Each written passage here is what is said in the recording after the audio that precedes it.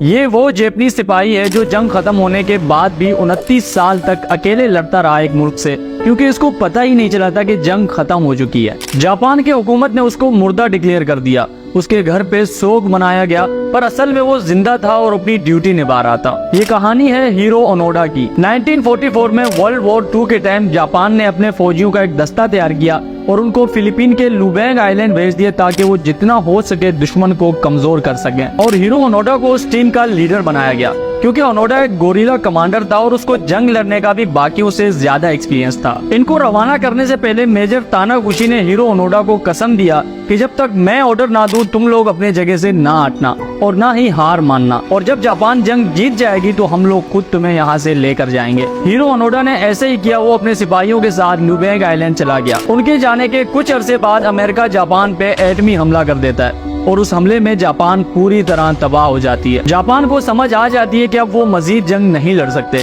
इसलिए वो हार मानकर अमेरिका के सामने सरेंडर करती है। और ये बात हीरो ओनोडा को नहीं बताती। वो अभी भी अपने सिपाहियों के साथ जंग लड़ रहा था। वक्त गुजरता गया, यहाँ तक कि 1 साल गुजर गया जंग को खत्म हुए। लोग फिर से नॉर्मल जिंदगी की तरफ आ रहे थे, पर हीरो ओनोडा को अभी भी लगता था कि जंग चल रही है, क्योंकि उसको समझा कर भेजा गया था कि तुमने छुप कर हर तरह से दुश्मन को कमजोर करना है। इसलिए वो उनके फसलों को आग लगाया करता था, उनके लोगों और जानवरों को मार दिया करता था ताकि वो जितना हो सके कमजोर पड़ जाए। यहाँ तक कि रात के टाइम वो अपने साथियों के साथ मिलकर फौजी गाड़ियों पे भी हमला करके उनसे हथियार और खाने पीने की चीजें छीन लिया करता था। आसपास के लोग तंग आ गए थे, इसलिए उन्होंने गवर्नमेंट से शिकायत की कि इस जंगल में शायद अब भी जंगी सिपाही मौजूद हैं। गवर्नमेंट ने जंगल में आर्मी भेजकर ऑपरेशन किए, उनको ढूंढा और बड़े बड़े लाउड स्पीकर्स में ऐलान किया कि जंग खत्म हो चुकी है, तुम लोग सरेंडर करके अपने मुल्क वापस चले जाओ। पर इससे भी कोई फायदा नहीं हुआ।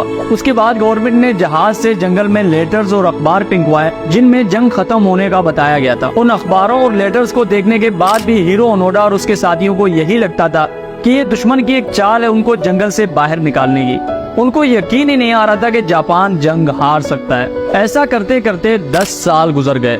हीरो ओनोडा के भी तकरीबन सभी साथी मारे गए थे। कुछ भूख से मर गए, कुछ बीमार होकर और कुछ दुश्मन से लड़ते हुए मर गए। अब बस उसके साथ उसके 2 और साथी जिंदा रह गए थे, पर उसने हार नहीं मानी और अपना जंग जारी रखा, क्योंकि उसको अभी भी लगता था कि जंग चल रही है। वो उसी तरह उनके आर्मी को मारा करता था, उनके फसलों को जला लिया करता था और उनके लोगों को मार दिया करता था ताकि जितना हो सके कमजोर पड़ जाए। कुछ साल बाद लोगों ने फिर गवर्नमेंट से शिकायत की। गवर्नमेंट ने फिर आर्मी भेजा उनको ढूंढने के लिए, पर हीरो ओनोडा एक गोरिल्ला कमांडर था, उसके लिए आर्मी से छुप जाना कोई बड़ी बात नहीं थी। बहुत ढूंढने के बाद भी आर्मी को वहाँ कोई नहीं मिला।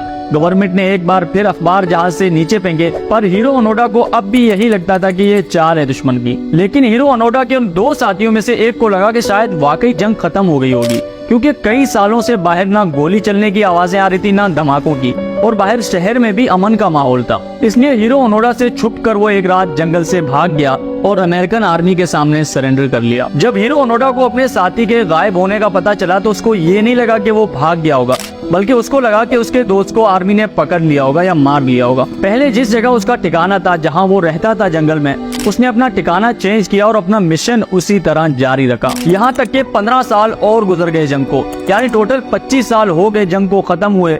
दुनिया तरक्की कर रही थी, नए नए टेक्नोलॉजीज आ रहे थे और उस जंग के किस्से बच्चे अब बस कहानियों में ही पढ़ा करते थे, पर हीरो ओनोडा अब भी वो जंग लड़ रहा था। आखिर तंग आकर अमेरिकन गवर्नमेंट ने जापानीज गवर्नमेंट से कहा कि शायद तुम्हारा कोई सिपाही अभी भी हमारे इलाके में है जो लगातार हमारे लोगों और चीजों को नुकसान पहुंचा रहा है। जापानीज गवर्नमेंट जंग के खत्म होने के 25 साल बाद ये बात सुनकर हैरान थी कि आखिर अभी तक कौन लड़ रहा है, जबकि हमने भी सरेंडर कर लिया था, हार मान ली थी। जापानीज गवर्नमेंट ने लुबैंग आइलैंड में जितने भी सिपाही भेजे थे उन सब का डेटा चेक किया तो पता चलता है बाकी सबका तो रिकॉर्ड मौजूद है। कोई जिंदा वापस आया, अगर वहाँ कोई मारा गया था तो उसकी लाश वापस आई, पर एक बंदा ऐसा है जिसका अभी तक कोई पता नहीं चल सका, और वो है हीरो ओनोडा। ये खबर पूरे जापान में आग की तरह फैल गई।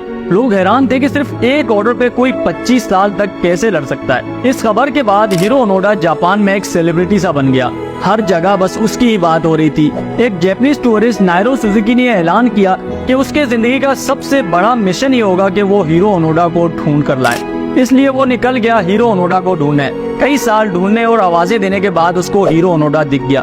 ओनोडा ने समझा कि ये शायद दुश्मन का कोई जासूस है, इसलिए उसने उस टूरिस्ट पे हमला किया और उसके गर्दन पे छुरी रखकर उससे पूछा कि कौन हो तुम। उसने बताया कि मैं जापान से आया हूँ तुमको ढूंढने, और जंग 28 साल पहले ही खत्म हो चुकी है और जापान जंग हार गया है। उसने अखबारें और सारी चीजें दिखाई, जिससे ओनोडा को यकीन आ गया कि वाकई जंग खत्म हो गई थी और वो इतने साल ऐसे ही लड़ रहा था। हीरो ओनोडा ने कहा कि चलो मान लिया जंग खत्म हो गई है, पर मुझे मेजर तानागुची ने कसम दिया था कि जब तक वो नहीं कहेंगे मैं यहाँ से ना हटूं। इसलिए मेजर तानागुची से कहो कि मुझे यहाँ से आकर ले जाए, वरना मैं नहीं आ सकता। वो टूरिस्ट वापस आया और मेजर तानागुची को ढूंढा।